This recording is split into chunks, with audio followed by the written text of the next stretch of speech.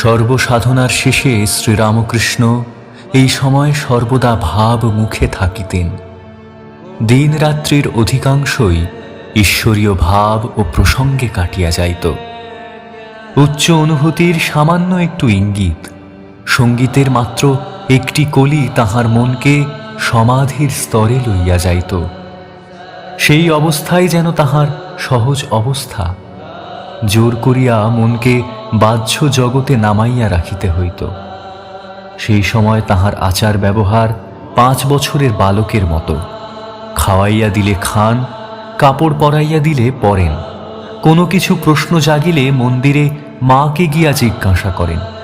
ভাগিনেয় হৃদয় কালীঘরে পূজার সহিত মামারও দেখাশোনা করিত। শারদামণি দক্ষিণেশ্বরে আসিলে শ্রীরামকৃষ্ণ তাহাকে সাদরে বরণ করিয়া লইলেন, আর শারদামণিও মন প্রাণ দিয়া স্বামীর সেবা করিতে লাগিলেন।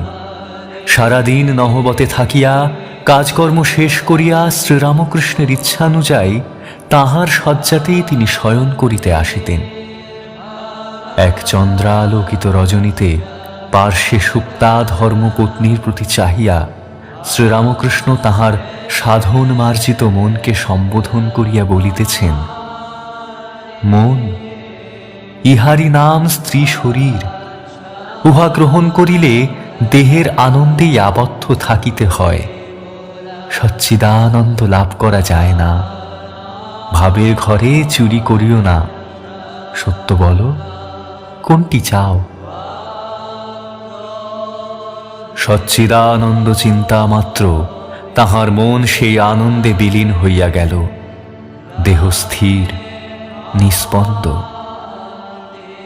কিছুক্ষণ পরে শারদামণির ঘুম ভাঙিলে শ্রীরামকৃষ্ণের ওই অবস্থা দেখিয়া ভীত কিংকর্তব্য বিমূঢ় হইয়া হৃদয়কে ডাকিলেন। হৃদয় জানিত কিভাবে এরূপ ভাবাবস্থা ভাঙাইতে হয়। এই ঘটনার পর শ্রীরামকৃষ্ণ নিজেই শারদামণিকে শিখাইয়া দিলেন, ঈশ্বরের যে ভাব লইয়া ভাব সমাধি হয়, তদ অনুযায়ী নাম ধীরে ধীরে শুনাইলে ভাব সংবরণ হয়। অতঃপর শারদামণি নিজেই শ্রীরামকৃষ্ণকে ভাবাবস্থা হইতে সহজাবস্থায় ফিরাইয়া আনিতেন। দিনের পর দিন, মাসের পর মাস এইভাবে কাটিয়া গেল। কাহারও মন দেহের স্তরে নামিল না। এই প্রসঙ্গে শ্রীরামকৃষ্ণ বলিয়াছেন, বিবাহের পর জগন্মাতার কাছে প্রার্থনা করেছিলাম, মা, ওর কাম ভাব এককালে দূর করে দে। এই সময় একত্র বাস করে বুঝেছিলাম, মা আমার প্রার্থনা পূরণ করেছেন। একদিন শ্রীরামকৃষ্ণের পা টিপিতে টিপিতে শারদামণি জিজ্ঞাসা করিলেন, আচ্ছা, আমি তোমার কে? শ্রীরামকৃষ্ণ যেন প্রস্তুত ছিলেন, সুধামাখা ভাষায় উত্তর দিলেন, যে মা মন্দিরে, যে মা এই শরীরের জন্ম দিয়েছেন সম্প্রতি নহবতে, তুমি আমার সেই মা, আনন্দময়ী। শ্রীরামকৃষ্ণের কখনো ইচ্ছা হইত প্রকৃতি বেশে সাজিবেন। শারদামণি তাহাকে বস্ত্রালঙ্কারে মনের মতো সাজাইয়া দিতেন ও দুইজনে সখীভাবে ভাবিত হইয়া আপনাদিগকে জগন্মাতার দাসী জ্ঞান করিতেন।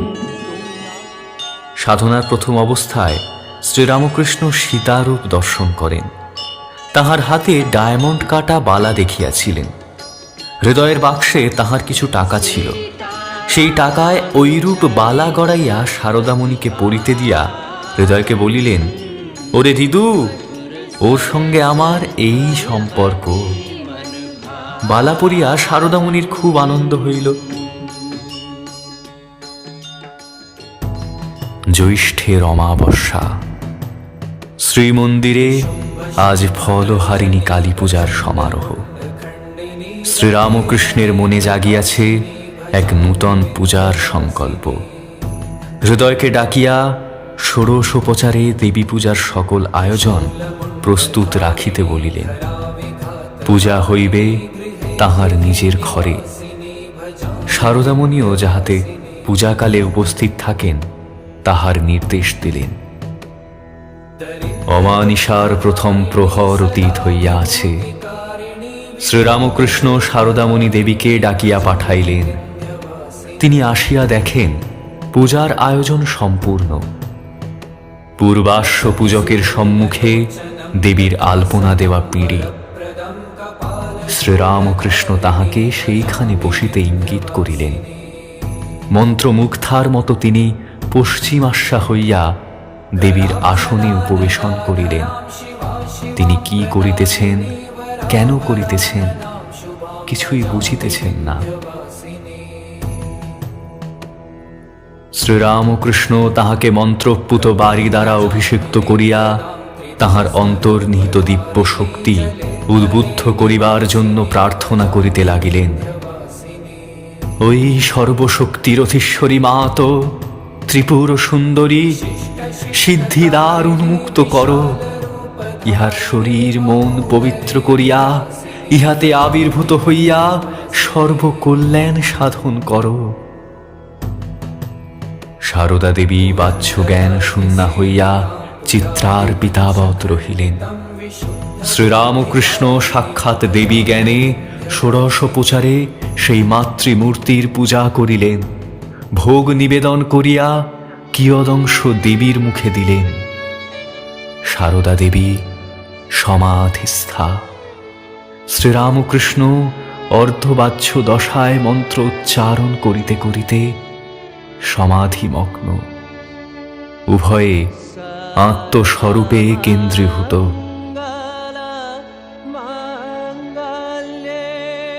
কতক্ষণ কাটিয়া গেল। নিশার দ্বিতীয় প্রহর, বহুক্ষণ অতীত। শ্রীরামকৃষ্ণের বাচ্য সংজ্ঞার লক্ষণ প্রকাশ পাইতেছে। অর্ধবাচ্য দশায় তিনি দেবীর চরণে আত্মনিবেদন করিলেন এবং সুদীর্ঘ সাধনার ফলরাশির সহিত জপের মালাও তাহার পাদপদ্মে চিরকালের জন্য বিসর্জন করিয়া প্রণাম করিলেন। ওম সর্বমঙ্গলমঙ্গল্যে শিবে সর্বার্থ সাধিকে শরণ্যে ত্র্যম্বকে গৌরী নারায়ণী নমোস্তুতে। মূর্তিমতী বিদ্যারূপিণী মানবীর দেহাবলম্বনে দেবী উপাসনায় শ্রীরামকৃষ্ণের সকল সাধনা শেষ। আর সারদা দেবীর শুদ্ধ দেহ ও মনের আধারে যুগধর্ম পালনী মহাশক্তি শ্রী শ্রী মায়ের জীবন আরম্ভ। শ্রী শ্রী মায়ের বাহ্য জ্ঞান ফিরিয়া আসিলে তিনি মনে মনে শ্রীরামকৃষ্ণকে প্রণাম করিয়া বাহিরে আসিলেন। আজ তাহার মনের কি ভাব, কি অনুভূতি, কে তাহা নির্ণয় করিবে? এই মহাপূজার পরও ৫-৬ মাস শ্রী শ্রী মা সারাদিন নহবতে থাকিয়া কাজকর্ম সমাপনান্তে রাত্রে শ্রীরামকৃষ্ণের শয্যা পার্শ্বে শয়ন করিতে আসিতেন। শ্রীরামকৃষ্ণ তাহার কাছে আধ্যাত্মিক রাজ্যের সাধন ভজনের কত কথা বলিতেন। শ্রী শ্রী মাও উহা তন্ময় হইয়া শুনিতেন। ওই সকল প্রসঙ্গ করিতে করিতে শ্রীরামকৃষ্ণের মন তদ অনুযায়ী উচ্চভূমিতে চলিয়া গিয়া সমাধিমগ্ন হইলে শ্রী শ্রী মা পূর্বশিক্ষা অনুযায়ী দেবদেবীর নাম শুনাইয়া তাহার সমাধি ভাঙাইতেন। এইভাবেই চলিয়াছে।